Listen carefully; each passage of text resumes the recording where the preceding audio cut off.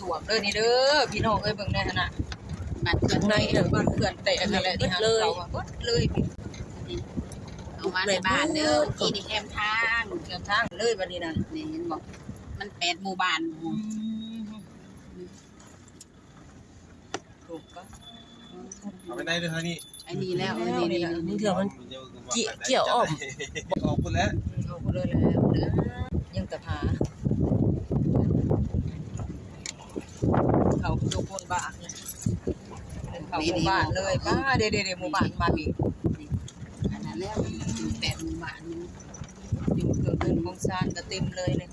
นี่คือป่วยทางกระซ้างมาป่วยเกินนี่เพื่อนเลยโอ้ยเราเลยนะหลังจากอีกใจเลยนะถ่วงกับบ่ว่าบอกถึงเบิดเลยหลังคาเบิดเลยเฮ้ยขี่ก็สิเซล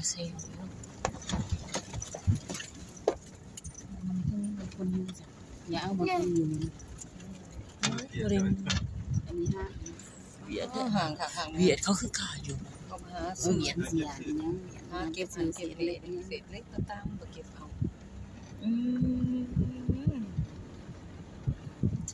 เงินอีกลังบักใหญ่นี่